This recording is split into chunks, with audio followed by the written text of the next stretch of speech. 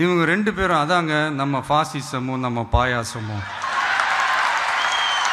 மாத்தி மாத்தி சோசியல் மீடியாவில் ஹேஷ்டாக் போட்டு விளையாட்டுருக்கிறாங்க. நிரந்தர நண்பனும் நிரந்தர எதிரியும் இல்லைன்னு சொல்லுவாங்க.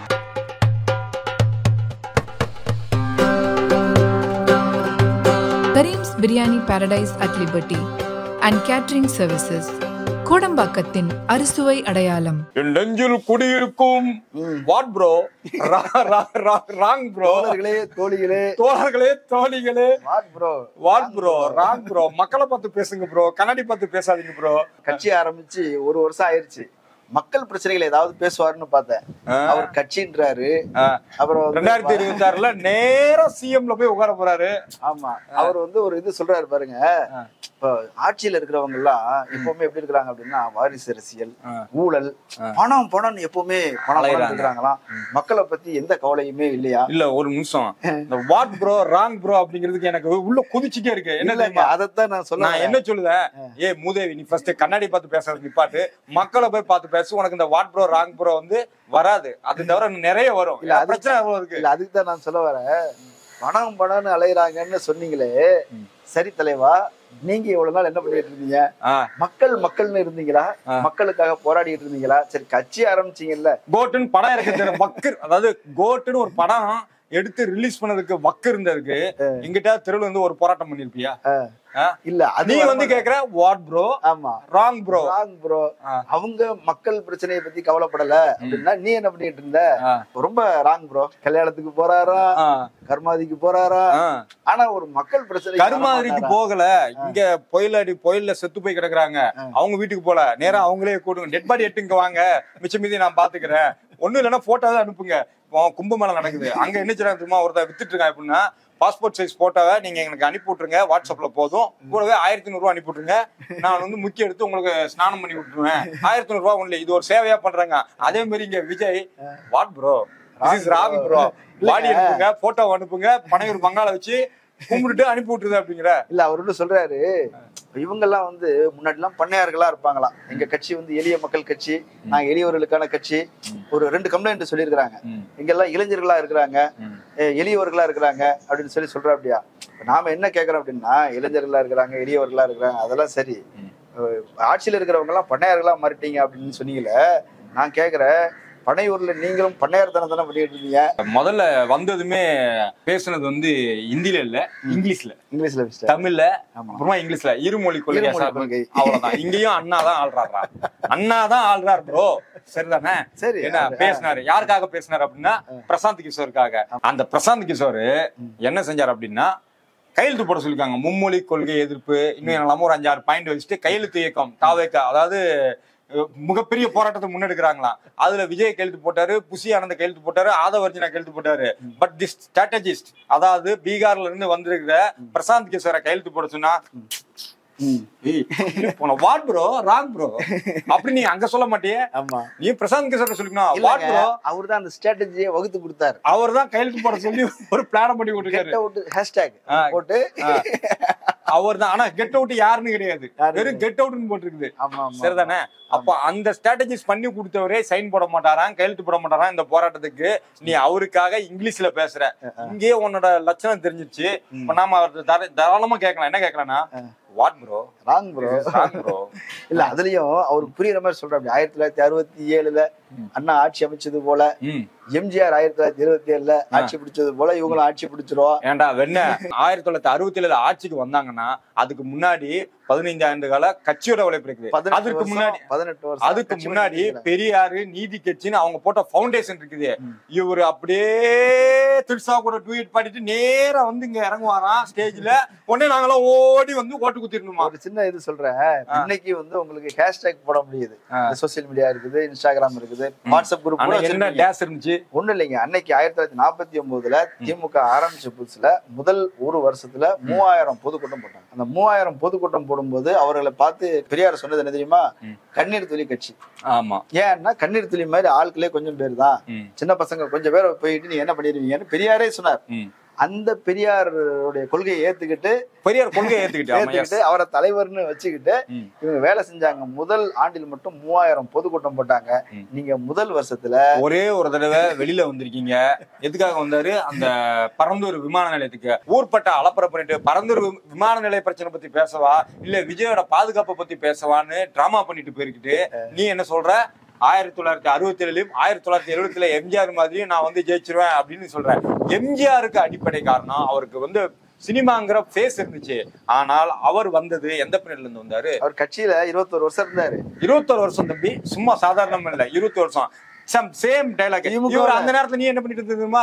அதேதான், தொட்டப்பட்ட ரோட்டுமா இல்ல முட்டை போராட்டா வாட் ப்ரோ ப்ரோ. இல்ல அவரு திமுகவில் 21 வருஷம், ஆனா அதுக்கு முன்னாடி காங்கிரஸ்ல ஒரு 10 வருஷம். அப்படியே அவருக்கு ஒரு அரசியல் பண்ணி இருக்குது. அண்ணாவுக்கு ஒரு கொள்கை இருந்தது. அவர் கொள்கை சார்ந்த ஒரு படையை உருவாக்கினார். அந்த படை என்பது கொள்கை ரீதியாக பயிற்சி வைக்க படை. அப்படி நீங்க எதையுமே உருவாக்கல. நீங்க சிவாஜி கணேசன் அரசியலுக்கு வந்தார், நெப்போலியன் அரசியலுக்கு வந்தார், கார்த்திக் அரசியலுக்கு வந்தார். நீ ஏகப்பட்ட நடிகர் நடிகைகளை சொல்லலாம், சொல்லிட்டே போலாம். அவங்க எந்த அளவுக்கு வந்தாங்க, எங்க காணாம போனாங்க அப்படிங்கிறதுக்கு அவங்க வந்த பின்புலம் மிக முக்கியமான காரணம். இது அதே சினிமாவில் இருந்த கலைஞர் முதலமைச்சரானார், அதே சினிமாவில் எம்ஜிஆர் வந்தார். அதற்கு பின்னாடி இருந்த அனுபவமும் அதெல்லாம் வேற. அவங்களுக்கு சித்தாந்தம், கொள்கை, கோட்பாடு, அதனால் எம்ஜிஆருக்கு ஒண்ணு இல்லங்க. எம்ஜிஆருக்கும் திமுகவுல இருந்து ஆட்கள் வந்தாங்க. ஆமா, கிட்டத்தட்ட ஒரு 20 ஆண்டுகள் திமுகவுல பணி செய்த, நிர்வாக பணி செய்த, அரசியல் பணி செய்த, கொள்கை பிரச்சாரம் செய்தவர்கள். நாஞ்சில் மனோகரன் வந்தாரு, இரா நெடுஞ்செழியன் வந்தாரு, ஏகப்பட்ட அறிவுஜீவிகள் வந்தாங்க. சும்மா இல்ல. சரி, இரா செழியன் கூட்டாங்க வரமாட்டாரு. ஆமா, இரா செழியன் அவர் பெரிய பேச்சாளர், மிகச்சிறந்த நாடாளுமன்றவாதின்னு சொல்லுவாங்க. அவ்வளவு பெரிய அறிவுஜீவிகள்லாம் வந்தாங்க. இவருக்கு தான் அவங்கள வேலை வாங்குற அளவுக்கு அறிவு இல்லை. அதாவது நான் என்ன சொல்றேன் ப்ரோ, நீங்க ஒரு புக்கு போடலாம். 2 வருடத்தில் ஆட்சி பிடிப்பது எப்படி, ஏதோ 30 நாளில் ஹிந்தி பிடிப்பது எப்படி மாதிரி 2 வருடத்தில் ஆட்சி பிடிப்பது. முதல் வருடம் கட்சியை ஆரம்பித்து ஒரு கூட்டம் போடணும், 2வது வருடம் கட்சியை ஆரம்பித்து 2வது கூட்டம் போடணும், 3வது கூட்டம் மறுபடியும் நம்ம கோட்டையில போடணும் அப்படின்னு எழுதி வச்சுட்டு என்ன நினைச்சுக்கிட்டு இருக்கிறாரு? அவர் சொல்றாரு, மக்களுக்கு மிக மிக பிடித்த ஒருவன் அரசியலுக்கு வரும்போது உடனே உங்களுக்கு ஒரு பயம் வந்துருச்சு. இப்போ நேத்துக்கு ஒரு படம் எவனோ கட்சி ஆரம்பிக்கிறான்னு ப்ரோ டிராகன் பாத்தீங்களா? டிராகன்ல ஒரு படம் ஒரு இது நிறைய பசங்களை பிடிக்கும், பொண்ணுங்களுக்கு பிடிக்கும், அவ்வளவுதான், ரசிக்கத்தான் முடியும். ஆனா வாழ்றது அப்படிங்கிறது அதுக்குன்னு ஒரு பையனை தான் செலக்ட் பண்ணுவாங்க. இது அரசியல் வாழ்க்கை மாதிரி, ரசிக்கிறதுக்கு நீங்க சினிமா மாதிரி, அவ்வளவுதான். அதுக்கு மேல அங்க ஒண்ணுக்குள்ள. நான் விஜய் படம் பார்ப்பேன், ஆனா விஜய்க்கு ஓட்டு போட மாட்டேன். எங்க குடும்பத்துல 30-40 பேர் இருக்கிறாங்க. அவங்களும் விஜய் படம் பார்ப்பாங்க. அதுல 4 பேரு விஜய்க்கு ஓட்டு போடுவாங்க. அப்படி எல்லாரும் விஜய் படம் பாக்குற எல்லாருமே கமலஹாசன் தான் உங்களுக்கு தெளிவா பாடம் சொல்லியிருக்கிறாரு. ரசிகர்கள் வேற, வாக்காளர்கள் வேற. நீங்க 2 கம்ப்ளைண்ட் உங்க மேல இருக்கா சொன்னீங்க. அது யார வச்சா நீ எங்களுக்கே இவருக்கும் தெரியல, எனக்கும் தெரியல, இங்க பாத்துட்டு எவனுக்குமே தெரியல. அந்த கம்ப்ளைண்ட் நீயா வாசிச்ச? புஷி ஆனந்த் வச்சிருப்பாரா? புஷி ஆனந்துக்கு யார் வச்சான்னு தெரியல. வச்சிருப்பாரா? அந்த கம்ப்ளைண்ட் பெரிய கம்ப்ளைண்டா இருக்கும். நானும் டிவி அப்படி உத்து பார்த்தா ஒரு சப்பையான மேட்டர். அதாவது இவருக்கு பின்னாடி வெறும் இளைஞர்களும் எளிய மக்களும் தான் இருக்கிறாங்களா? நிர்வாகிகள் எல்லாமே இளைஞர்களா இருக்காங்களா? எப்படி ஜெயிப்பாங்க? எளிய மக்கள் தான் இருக்கு. அது பணக்காரங்க இல்லையா? ஏண்டா ஒன்ட்ட இல்லாத பணமா எங்க ஒட்டுமொத்த தமிழ்நாட்டுல இருந்த போது அவ்வளவு பிளாக்ல டிக்கெட் வித்த பணம் எல்லாம் ஒன்னதான பாதி செஞ்சு, கருப்பு பணம் தான் உங்க படம் 200 கோடி ரூபாய் எடுப்பாங்க. இவருக்கு சம்பளம் 200 கோடி ரூபாய் எடுப்பாங்க. மொத்தமே 400 கோடி ரூபாய் ஆயிரும். படம் 450 கோடி ரூபாய்க்கு போவோம். தியேட்டருக்காரன் 50 கோடி எடுத்துருவான். ப்ரொடியூசர் இல்ல, கொஞ்சம் யோசிச்சு பாருங்க. எளிய மக்களின் கட்சி எங்க வச்சு நடந்தது தெரியுமா? எளிய மக்களின் கட்சி தெருமுனையில மேடை போட்டு பேசுவாங்க. கம்யூனிஸ்ட் கட்சிக்காரங்களை பாத்துருக்கேன். அதுதான் எளிய மக்களின் கட்சி. அவங்க நடத்துறாங்க. ஈவன் திமுக கூட தெருமுனை போராட்டங்கள், தெருமுனை கூட்டத்துலதான் மக்களை போய் ரீச் அடைஞ்சது. நீ எங்க ஒரு ரிசார்ட்ல மகாபலிபுரம், அதுவும் மகாபலிபுரத்தை அங்க பாத்தீங்கன்னா இப்படி இருந்தாலும் ஆளு கொஞ்சம் வயசானாலும் ரொமான்டிக்கா தான் இருக்காங்க. மகாபலிபுரம்னால நமக்கு என்ன தோணும்? அவரு பாத்தீங்களா, நான் அரசியல் விட்டு கொடுக்க முடியாது, ரொமான்டிசிசம் எதையும் விட்டு கொடுக்க முடியாதுன்னு போய் சேர்ந்திருக்காப்ல. அங்க வச்சு நீ கூட்டம். அதுக்கு முக்கியமான காரணம் சிட்டிக்குள்ள வர்றதை விட அங்க போறது ஒரு பக்கம். அவருக்கு பக்கம். ஆமா ஆமா. இங்க இருக்கிறவங்க பைத்தியக்காரன். ஆமா, இந்த டிராபிக்ல சிக்கி அங்க போகணும். சரி, ஓகே, BMW கார்ல ஏறலாம், போய் ஏறலாம். என்ன டிராபிக் எல்லாம் போயிடலாம். என்ன போன் நீ எளிய மக்கள் கட்சிட்டு நீ ரிசார்ட்ல கூட்டம் நடத்திட்டு இருக்கிற. கூட்டம் நடத்தணும் கூட பரவாயில்ல.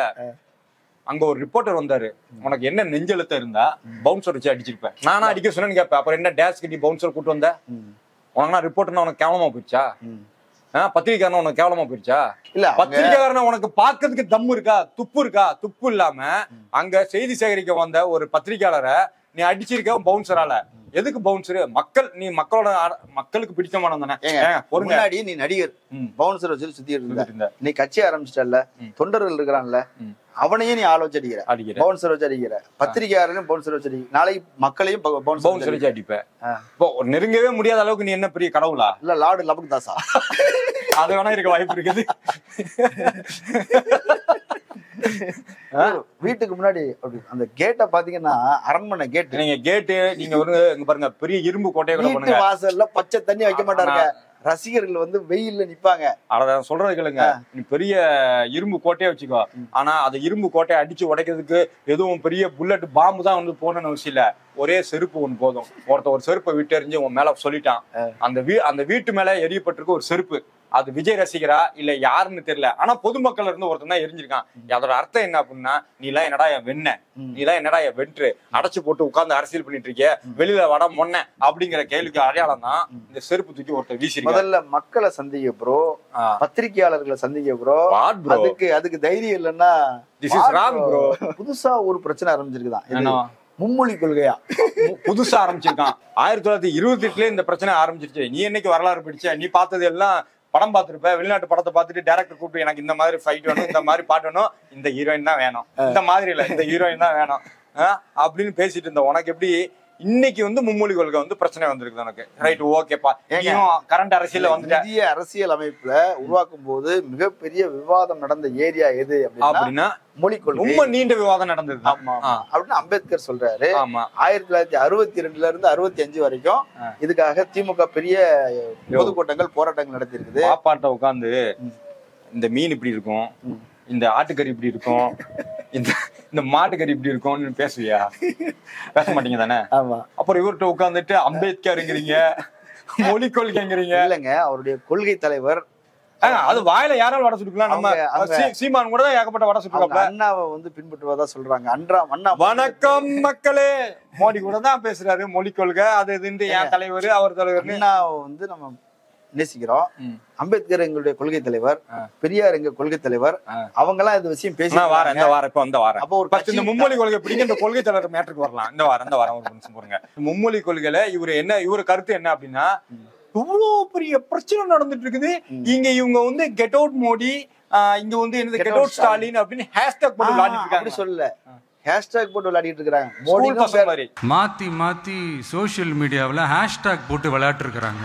மோடினும் பேர சொல்லல, ஸ்டாலினும் பேர சொல்லல, அதுக்கே துப்பு கிடையாது. சரி விடுங்க. திமுகவும் சொல்லல, பிஜேபி சொல்லல. அது என்ன அரசியல் புரியவே மாட்டேங்குதுங்க. பாசிசமா இது பாயாசமா? எப்ப பேர சொல்றது கூட தைரியம் இல்லைன்னா சரி விடுங்க, நாங்களும் அப்படி சிரிச்சுட்டு நீங்க சிரிச்சீங்களா? இல்ல நான் புரிஞ்சுக்கிறேன். என்ன தெரியுமா, இவன் வந்து சினிமாலதான் ஹீரோ, ஆனா நிஜ லைஃப்லயும் சரி அரசியல் லைஃப்லயும் சரி காமெடி பீஸ் ஆயிருவீங்கன்னு தான் எனக்கு தோணுது. காமெடி பீஸ் ஆயிரம் என்ன, அது காமெடி பீஸ் தான். ஒண்ணும் இல்ல, அவர் வந்து ஹேஷ்டாக் போட்டு விளையாடிட்டு இருக்கிறாங்க. ஏப்பா இது ஹேஷ்டாக் போட்டு நடந்துட்டு இருக்க விளையாட்டா? இது ஒரு கொள்கை சார்ந்த ஒரு சண்டை நடந்துட்டு இருக்குது. அது களத்துல நடக்குது, சமூக ஊடகத்தில் நடக்குது, சட்டமன்றத்தில் நடக்குது, நாடாளுமன்றத்தில் நடக்குது, சோசியல் மீடியாவில் நடக்குது. உனக்கு அது விளையாட்டா தெரியுது? அதுல ஒண்ணு சொல்ற, அப்படி இந்த நேரத்துல நம்ம பசங்க ஒரு சம்பவம் பண்ணிட்டு வந்துட்டாங்க. என்ன சம்பவம்?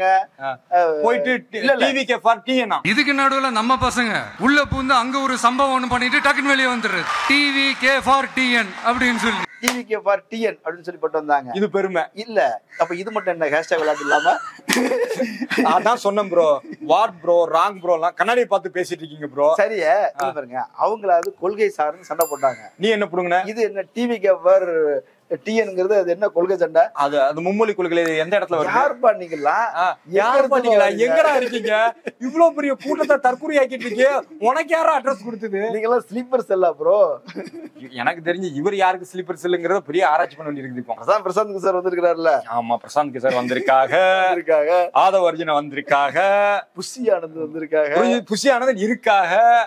மும்மொழி கொள்கை பத்தி எல்லாம் பேசுறதுக்கு TVK என்ன தகுதி எப்போ வரும் அப்படின்னா, குறைந்தபட்சம் ரோட்ல இறங்கி இன்னைக்கு DMK தொண்டன் ஒருத்தன் வந்து ஒரு MLA வரைக்கும் இறங்கி என்ன சொல்றது இந்திய எழுத்துல அழிச்சிட்டு இருக்காரு. ஆமா, நீ ஒண்ணு இங்கிட்டு நில்லு, இல்ல அங்கிட்டு நில்லு, இல்ல சீமா சொன்ன மாதிரி நடு ரோட்ல நின்னு லாரி அடிச்சு செத்து போக. ஏன் வயல நான் சொல்ல மாட்டேன், நான் சொல்லல, இது சீமான் சொன்னார். இது அத்தனை கிரெடிட்ஸும் சீமானுக்கே போய் சேரட்டும். ஒண்ணு இல்ல, இது சம்பந்தமா ஒரு விவாதம் போயிட்டு இருக்குல்ல, அதுல நிலைப்பாடு என்னன்னு சொல்ல, இந்திங்கிற ஒரு வார்த்தை சொல்லிட்டாரு. அந்த இதுல வந்து எங்களால வந்து அக்செப்ட் பண்ண முடியாது, ஒரு மொழியை என்ன சொல்றது நிர்பந்திக்க கூடாது, அரசியல் காரணங்களை காட்டியோ எந்த காரணங்களையும் வர சரிதாங்க. சரிதான், ஏத்து என்ன செஞ்ச இல்ல சொல்லணும்ல, இந்தி திணிப்பு கூடாதுன்னு சொல்ல. அப்படி சொல்ல மாட்டாரு, திணிக்க கூடாது, திணிக்க கூடாது அப்படின்னு உடனே அவங்க கேட்டுருவாங்க. நீ எதிர்த்து பேசுனியா, திணிக்கிறவன் யாரு, அவன்கிட்ட நீ கேட்டியா? இப்ப நீ விளையாடுறன்னு சொன்னல, திணிக்கிறான்லாம் ஒருத்தன், அவனை நோக்கி ஏன் திணிக்கிற, எதனால திணிக்கிற, உனக்கு எப்படி இங்க வந்து ரைட்ஸ் இருக்குது அப்படின்னு கேக்குறியா? கேட்கணும் இல்ல, ஒண்ணும் இல்லைங்க. அதுக்கு தானே நாங்க கையெழுத்து போராட்டம் வச்சிருக்கோம். ஆமா, அதுக்கு இல்ல, உங்க அண்ணன் சீமான் அவராவது சொல்றாரு, எங்களுக்கு அனுமதி கொடுத்தா நாங்க இந்திய தனித்து நிறுத்திடுவோம் சொல்லிருக்காரு. அவருதான் நெய்தல் படம் கேட்டு ஈழத்தையே வாங்க போறாரு, அவருக்கு என்னங்க அனுமதி கொடுக்கணும்? அவர் ஈழம் வாங்குவாரு, சோளம் வாங்குவாரு, இங்க எல்லாம் உங்களுக்கு இடமே கிடையாது. சீமானும் விஜயும் பேசுறதுல எனக்கு வந்து அது ஆவேசமான விஜய், இது வந்து அமைதியான சீமான். பேசுற ஸ்டைல் வேணா வேற மாதிரி இருக்கும், ஆனா கிட்டத்தட்ட சுத்தி சுத்தி பாத்தீங்கன்னா அது ஒரே மாதிரிதான். அவன் ரெண்டு பச்சை மட்டன் டைலாக் அடிப்பாரு, இவரு வாட் ப்ரோ ராங் ப்ரோ, இவரு இப்படி ஒரு டைலாக் ஊத்தி விட்டு இருக்காரு. ஆமா ஆமா, அந்த கட்சியே கட்டமைப்புங்கிறது ரொம்ப முக்கியமானது. கொள்கைன்னு வந்து எனக்கு மறுபடியும் வருது, நீங்க மறுபடியும் சொல்லிட்டே இருந்தீங்க கொள்கை தலைவர் கொள்கை தலைவர்னு. கொள்கை தலைவர் பெரியார் அப்படின்னு பிரசாந்த் கிஷோருக்கு பெரியாரோட ஒரு சிலையெல்லாம் கொடுத்தாரு, நான் பார்த்தோம். அட எங்க அப்பா இன்னும் பெரியாரை விட்ட பாடலண்டு. பெரியாரை பத்தி சீமா பேசினாப்ல ஒரு வார்த்தை நீ ஏதாவது பேசுனியா? இங்க கட்சியில இருந்து இன்னும் திராவிட கழகம் இன்னைக்காவது பேசிருக்கலாம். தமிழ்நாட்டு மக்கள் செருப்பு கலத்தி அடிக்கிறாங்க. பப்ளிக் பைட்டு போனா பெரியாருங்கிற மனுஷன் வந்து கடவுள் மறுப்புங்கிற பேசுறது வேற விஷயம். ஆனா அவரால்தான் நான் இன்னைக்கு ஸ்கூலுக்கு போறேன், அவரால்தான் நான் இன்னைக்கு சுயமரியாதை இருக்கிறேன், ஆட்டோ டிரைவர் முதற்கொண்டு காய்கறி இருக்கிற அக்கா வரைக்கும் அவ்வளவு தெளிவா பேசுறாங்க. ஆனா இத பத்தி எதுவுமே தெரியாம படத்திலேயே வளர்ந்து, படத்திலேயே பிறந்து, படத்திலேயே குளிச்சு, படத்திலேயே இவ்வளவு நாள் ஷூட்டிங் இருந்தது, அதனால நீ பேச முடியலங்கிற கூட நான் கேட்டுக்கிறோம். இப்ப எந்த படத்துக்கு நீ ஷூட் பண்ணிட்டு இருக்கிற? இப்ப நீ வந்தல்ல, மேடை ஏறி பேசினல்ல, இன்னைக்கு பேசிருக்கலாம்ல, அப்போவாது சொல்லிருக்கலாம்ல. எங்க கொள்கை தலைவர் அவர் வந்து சீமானெல்லாம் ஒரு ஆளாவே மதிக்கல அப்படிங்கிற மாதிரி. சரிப்பா, சீமான ஒரு ஆளை மதிக்கல, ஆனா பெரியார மதிக்கணும்ல. சரிங்க, சீமான் வந்து உங்க அப்பாவை அடிச்சிட்டாரு அப்படின்னு வச்சுக்கோ, உங்க அப்பாவே ஆளை மதிக்க மாட்டியா? பாயிண்ட்டுங்க. நீங்க ஏன் வக்கீலுக்கு போயிருக்க கூடாது? கொள்கை தலைவர் அடிச்சிருக்காருல்ல, கொள்கை தலைவரா அடிச்சிருக்கான், அவனை ஆளா மதிக்க, அவன் நீங்க ஆளா மதிக்க வேண்டாம். ஆனா அவன் வந்து ஒரு பெரிய தற்கொலை கூட்டத்தை உருவாக்கிட்டு இருக்கான். அப்படிங்கும் போது அதை எடுத்து பேச வேண்டிய கடமை உனக்கு இருக்கா இல்லையா? அதத்தான் ஐயநாதன் கேட்டாரு. இப்படி ஒரு பிரச்சனை போய்கிட்டு இருக்குது, நான் மூச்சு வாங்க நான் பேசிட்டு இருக்கிறேன். அவர் ஒரு ட்வீட் போட்டிருந்தாலோ ஒரு அறிக்கை விட்டிருந்தாலோ போதும், கட்சி தொண்டர்கள் இறங்கி பேசிருப்பாங்க. கட்டாயம் கட்சி தொண்டர் லட்சம் பேர் இருக்கிறான், அவனுக்கு அரசியல் தெரியாதுன்னாலும் கூட உள்ள தலைவன் சொல்லிட்டான் அப்படின்ட்டு இது பண்ணுவாங்க. பெரியார இது பண்ணணும் அப்படின்னு சொல்லியாவது வந்து பேச வருவான்ல.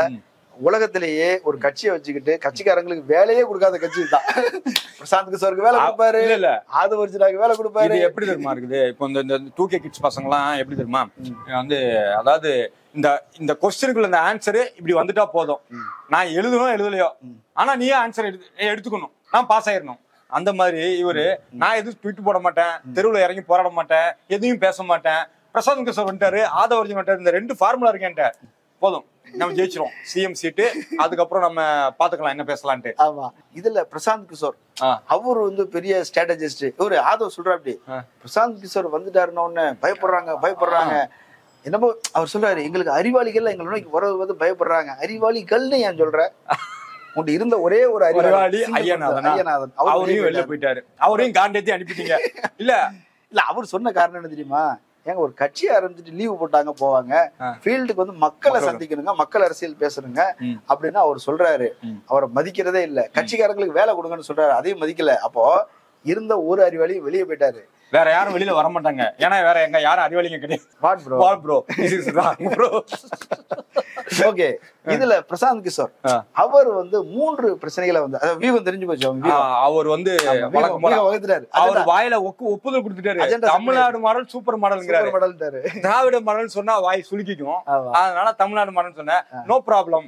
இதெல்லாம் நாங்க மாடல்ங்கிறது திராவிட மாடல் தான். 3 பாயிண்ட் வச்சிருக்காரு பிரசாந்த் கிஷோர், அதாவது ஸ்ட்ராட்டஜிஸ்ட்ல. அதனால ஏதாவது பேசணும்ல, டிஃபரெண்டா பேசணும், வியூகமா பேசணும்ல. கரப்ஷன், கம்யூனலிசம், டைனஸ்டி, இதெல்லாம் என்ன அர்த்தம்? நாம போய் தேடி போய் பார்த்தோம்னா பதறிட்டோம். அதாவது கரப்ஷனா ஊழல்ல திளைச்சின வளர்ந்துட்டு இருக்கிறா தமிழ்நாடு. யார் வீட்டுல ஊழல் அப்படின்னா இந்த ரிசார்ட்ல கூட்டம் நடத்துறது ஊழல் பணத்தான கருப்பு பணத்தான நடத்துறீங்களா வெண்ணைகளா? அவங்க படமே ஊழல் தான். ஆமா, அதாவது எதுவுமே இல்லாம ஏமாத்தி வித்துட்டாங்க நம்மகிட்ட. கோட்டு தானே, கோட்டு மட்டும் இல்ல, சுறா முதற்கொண்டு ஏகப்பட்டது எல்லாமே எங்க தலையில இப்படிதான் கட்டி ஏமாத்திட்டீங்க. ஒரு பாட்டை போட்டு ஏமாத்திடுறது அதுவே பெரிய ஊழலுங்க. ஆமா, சரி இருக்கட்டும். கம்யூனிசத்துக்கு வருவோம். கம்யூனிசம் அதாவது இந்த தமிழ்நாட்டுல வந்து மத ஜாதி பிரச்சனைகள். ஏண்டா மொத்த இந்தியாவுமே மத பிரச்சனையை தூண்டி விட்டுட்டு ஒரு கட்சி குளிர் காஞ்சிட்டு இருக்கு. அதை தூண்டி விட்டு அதை அரசியல் பண்ண இவன் தான். நீதான் அவனை ஜெயிக்க வச்சு கொண்டு வந்த அதை பிரச்சனையாக்கி அதை அந்த ஸ்ட்ராட்டஜி உருவாக்கி கொடுத்ததே நீதான். இங்க அந்த ஸ்ட்ராட்டஜி செல்லுபடி ஆகாதுன்னு நீ அமைதியா உட்காந்துட்டு இருக்கிற. நீ அதை எடுத்துக்கிட்டு இங்க என்ன கொண்டு போய் என்ன செய்ய போற சொல்லு. நீ சொன்ன கம்யூனலிசம் பிரசாந்த் கிஷோர் சார் உங்களதான் கேக்குறோம். எனக்கு அதனாலதான் டவுட் வருது. ஒரு காவி வாடை எரிஞ்ச வாடை அடிக்குது இல்லையா, அந்த மாதிரி காவி வாடை அடிக்குது. அது உள்ள டவுசர் கரைஞ்சி எரிஞ்சிட்டு இருக்கோம். சரிங்களா, அது வெளியில வந்துரும், கவலைப்படாதீங்க. எரியுறது வந்து டவுசர் இல்ல, பேண்ட் எரிஞ்சு பேண்ட். யாரு இறக்கி விட்டுருக்கா? டவுசர் இறக்கி விட்டுருக்காங்களா?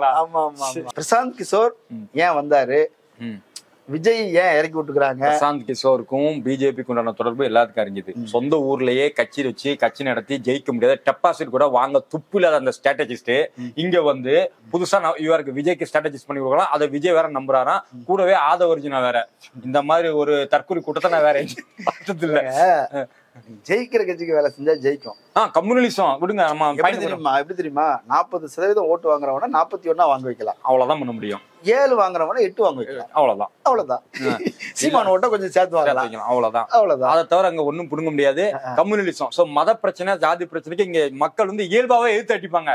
வாரிசு அரசியல்ங்கிற கதையை நாங்கெல்லாம் கேட்டு புளிச்சு போச்சு. உன் பையன் நேற்றுக்கு வந்து நிக்கிறான், வேற விஜய் பையன் இந்தியாவின் நம்பர் 1 முதலமைச்சர் அப்படின்னு சொல்லி ஸ்டாலின் வந்து நிக்கிறார். இந்த வாரிசு தான் வந்து ஜெயிச்சிருக்கிறாரு. என்ன இன்னைக்கு தமிழ்நாட்டுல ஒரு நம்பிக்கையான ஒரு எதிர்கட்சி, இந்தியாவுக்கு ஒரு நம்பிக்கையான மாநிலம்னு பீகார்ல இருந்து சொல்றாங்க, கேரளாவில இருந்து, கர்நாடகாவில இருந்து சொல்றாங்க. எல்லா மாநில மம்தா பானர்ஜி வந்து பாக்குறதுக்கு வராங்க, அரவிந்த் கெஜ்ரிவால் வந்து பாக்குறது. இன்னைக்கு காலையில ஒரு நியூஸ் கார்டு பார்த்தேன். என்னன்னா தமிழ்நாட்டுல 99.9% டிஜிட்டல் லைப்ரரி இருக்குது எல்லா கவர்மெண்ட் ஸ்கூலும். இது வந்து நேஷனல் ஆவரேஜ் பாத்தீங்கன்னா 6 ஆவரேஜ். கேரளா பாத்தீங்கன்னா 20 சம்திங் தான். ஆக நீங்க எப்படி சுத்தி வளைச்சு பார்த்தாலும் தமிழ்நாடு தொடரணும் அவங்களுக்கு பல வருடங்கள் ஆகும். அந்த அளவுக்கு லைப்ரரி கல்வி ரீதியா நம்ம இவ்வளவு முன்னேறிட்டு இருக்கும் போது எப்படி வரும், ஜாதி எப்படி வரும்? Tamil Nadu number one. உங்க வாரிசு அரசியல் சொல்றீங்க இல்லையா, ஸ்டாலின் அவர் வந்து நம்பர் பாருங்க.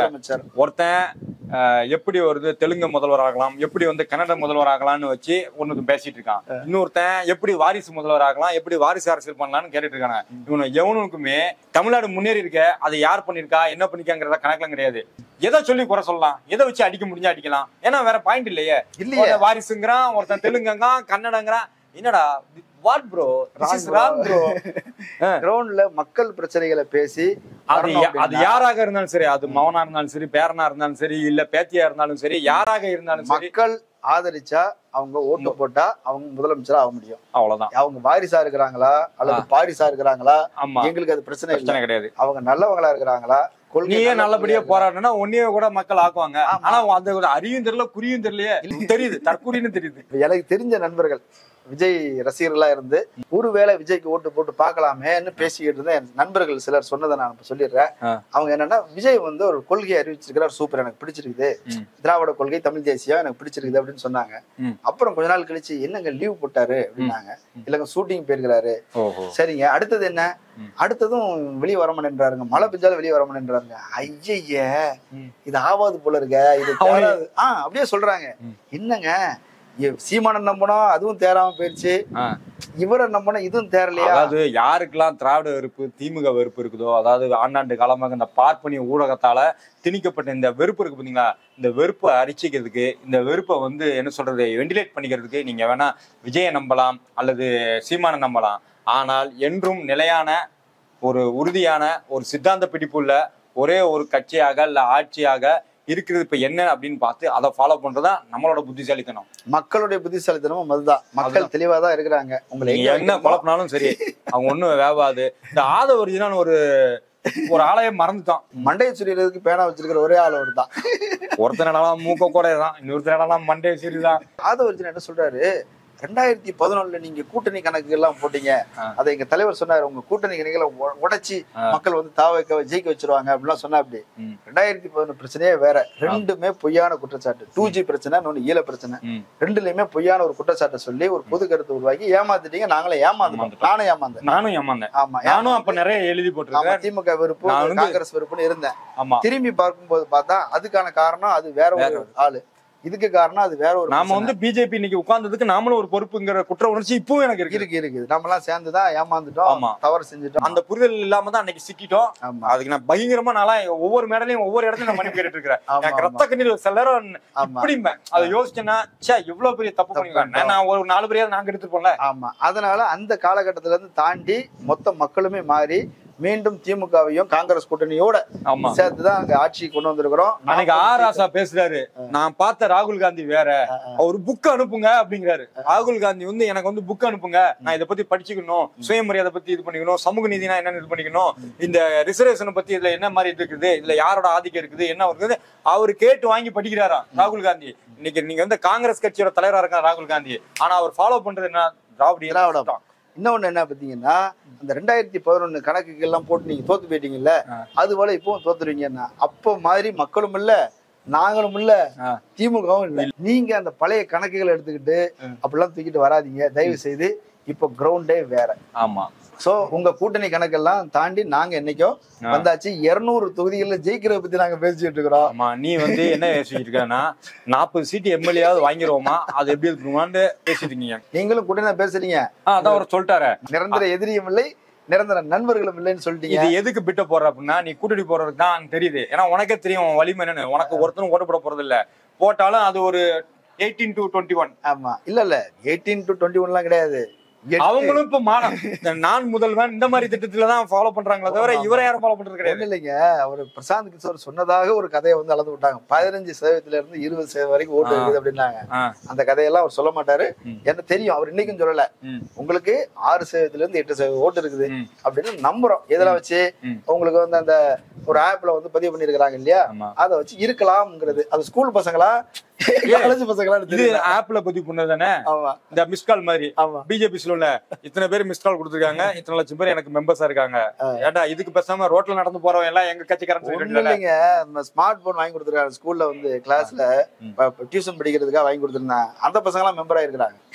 அவங்க ஒரு 5 வருஷம் கழிச்சு வந்து ஓட்டு போடுவாங்க. அவங்க காலேஜுக்கு வரும்போது நான் முதல்ல ஒரு திட்டத்தை 5வது படிக்கிற பசங்க எல்லாம் சேர்ந்து இருக்கிறாங்கன்ற. My God, what bro? Smart class-க்காக வாங்கி கொடுத்த what bro? Wrong bro. 5ஆம் கிளாஸ் 6ஆம் கிளாஸ் பிள்ளைங்கள சீரழிச்சிட்டு இருக்கீங்க bro. அதனால அந்த நம்பரை வச்சும் கூட பார்த்தாலும் கூட உங்களுக்கு அவ்வளவு இல்ல. அதனால நீங்க உங்களுக்கு 40 சீட்டுன்னு எடப்பாடி சொல்றாரு இல்லையா, அதுவே ரொம்ப அதிகம். பாருங்க எடப்பாடி, நீங்க ஏமாந்துட்டீங்க. உங்களை நல்லா ஏமாத்தி இருக்கிறாங்க. எல்லாமே ஸ்கூல் பசங்க. அதனால 40 சீட் எல்லாம் பேசாதீங்க. 5 சீட்ல இருந்து 10 சீட் வரைக்கும் கொடுக்கலாம். அது என்னவும் பண்ணிட்டு போங்க. எப்படியும் உங்களுக்கு இங்க வந்து வாஷ் அவுட் தான், அது வேற விஷயம். நான் மறுபடியும் என்ன சொல்றேன் அப்படின்னா, இது சொல்லி முடிக்கிறதுக்கு முன்னாடி தான் முடிக்கிறோம். என்ன முடிக்கிறோம் அப்படின்னா, வாட் ப்ரோ, ராங் ப்ரோ அப்படிங்கிற இந்த உருட்டு எல்லாம் கேட்கறதுக்கு நல்லா இருக்கும், விசில் அடிப்பாங்க. ஆனா இங்க வந்து நீங்க வந்து ரோட்ல இறங்கி பார்த்தோம்னா எது ராங்கு எது ரைட்டுன்னு தெரியும். முதல்ல கட்சிக்காரங்களை பயிற்சி வைங்க, மக்கள்கிட்ட ஒரு நம்பிக்கை.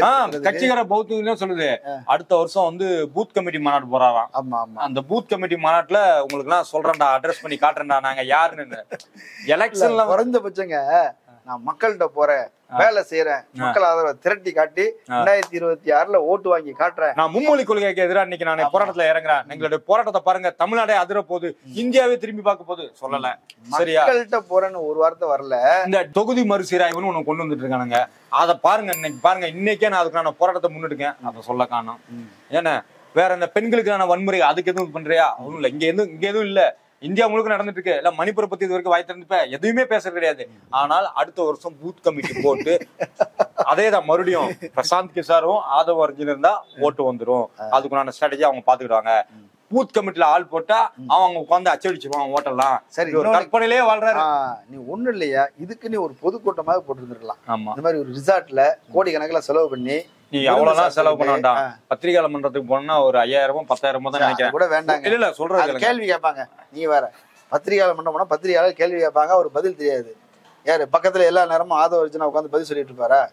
சும்மா கஷ்டப்படுத்தாதீங்க, விவரம் தெரியாத ப்ரோ. பாவங்க அவரு. ராங் ப்ரோ, இப்பெல்லாம் கேவலப்படுத்துற அளவுக்கு வச்சிருக்கீங்க. நிஜமாதாங்க, அவருக்கு அதெல்லாம் தெரியாது. அதனால நான் சொல்றேன், நீ எனக்கே கஷ்டமா இருக்கு. வாங்க, கேரவன்ல வாங்க. பெரிய நடிகர் தெரியுமாங்க? நடிகர் தாங்க, அவருக்கு சொல்லி கொடுத்தா நடிப்பாருங்க, சொல்லி கொடுத்தா நடிப்பாரு. பிரஸ் மீட் கூடயா ஃபேஸ் பண்ண முடியாது. அங்க நடிக்க மட்டும் இல்ல, டயலாகும் பேசணும். எழுதி கொடுக்குற ஆள் இருந்தாவது பேசலாம். ஆனா அப்படிலாம் இல்ல, ஸ்பான்டேனியஸா கேள்வி கேட்பாங்க, ஸ்பான்டேனியஸா பதில் சொல்லணும். அது கஷ்டம். இதுக்கே வக்கீலால தான் நீ ஆளாவுக்கு துடிச்சிட்டு இருக்கானா? ஆமா bro, this is very very very wrong bro. Wrong bro. அரண்சை நண்பர்களுக்கு வணக்கம்.